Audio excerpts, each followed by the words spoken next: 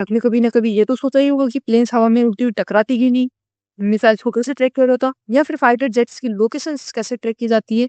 ये सब रडार के जरिए ट्रैक किया जाता है। रडार क्या है, कैसे काम करती है और इसे बनाया क्यों गया, और अभी वर्तमान में रडार की कौन सी पीढ़ी चल रही है, चलिए जानते हैं इस वीडियो में।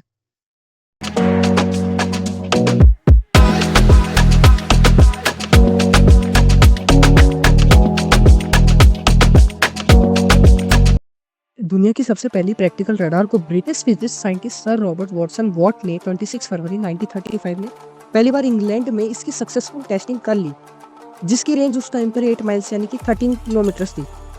इसी रडार ने आगे चलकर वर्ल्ड वॉर सेकंड में अहम भूमिका निभाई, और आज के समय में रडार की इंपॉर्टेंस तो आप जानते हैं। रडार का use military defence, weather and monitoring, navigation and safety, space and astronomy, security and border control, इन सब में इसका बहुत ज्यादा महत्वपूर्ण रोल है। रडार का पहले नाम टेलीमोबिलोस्कोप था, जिसे बदलकर रेडियो डिटेक्शन एंड रेंजिंग यानी कि रडार। रडार इलेक्ट्रोमैग्नेटिक वेव्स पर काम करता है, जिसे रेडियो वेव्स भी कहते हैं। आपने बहुत से रडार देखे होंगे, कोई रडार छोटा भी हो सकता है या बड़ा भी, पर सबका वर्किंग प्रिंसिपल सेम ही होता है। जैसे कोई गाड़ी का इंजन, कोई छोटा भी होता है या बड़ा भी, पर सबका वर्किंग प्रिंसिपल सेम ही होता है कि गाड़ी को सिर्फ चलाना है। मेनली रडार दो प्रकार के होते हैं, CW यानी continuous wave radar and pulse radar. CW radar radio waves को कंटिन्यूअसली इमिट करता है। CW रडार के पास दो एंटीने होते हैं, फॉर रिसीविंग एंड ट्रांसमिटिंग का काम करता है, जबकि पल्स रडार रेडियो वेव्स को पल्स की फॉर्म में ट्रांसमिट करता है, ना कि कंटिन्यूअसली। पल्स रडार में एक ही एंटीना होता है जो ट्रांसमिटिंग एंड रिसीविंग का काम करता है। दुश्मन का एयरक्राफ्ट कभी भी स्थिर नहीं रहता, तो उसकी सही लोकेशन का पता कैसे चलेगा, तब काम आती है CW रडार। इसमें दो एंटीना होते हैं, एक सिग्नल भेजेगा और दूसरा रिसीव करेगा।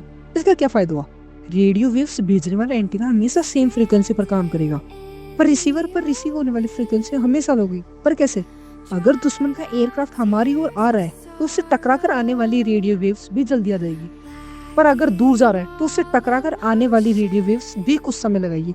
और यही तो है क्लास 11 का डॉपलर। अगर रडार रेडियो वेव्स के टकराकर वापस लौटने पर ऑब्जेक्ट का पता करता है, पर अगर रेडियो वेव्स टकराकर वापस लौटे ना, कैसा हो सकता है? हाँ, ये बिल्कुल हो सकता है। ये है स्टेल्थ टेक्नोलॉजी। स्टेल्थ टेक्नोलॉजी क्या है, कैसे काम करती है, क्या ये एयरक्राफ्ट की शेप, साइज या मटेरियल पर डिपेंड करती है? अगर पूरे स्पेस क्राफ्ट को ऐसे डिजाइन किया जाए कि कोई रेडियो वेव्स इसमें फ्लैट ही ना हो, मतलब कि पूरी बॉडी को इस एंगल पर डिजाइन किया जाए कि कोई रेडियो वेव्स इसको वापस भेजने की जगह उन्हें किसी और डायरेक्शन में ही मोड़ दिया जाए, और ऐसा हुआ तो हमारी एयरक्राफ्ट रडार से कम्प्लीटली गायब हो जाएगी। और अब बात करते हैं रैम की, कंप्यूटर वाली नहीं, रडार अब्जॉर्विंग मटेरियल की। कुछ ऐसे मटेरियल भी होते हैं जो रेडियो वेव्स अब्जॉर्व कर लेते हैं। ये एक पॉलीमर पेंट है, इसके छोटी छोटी आयरन बॉल्स होती हैं, पर इन्हें हम आंखों से नहीं देख सकते।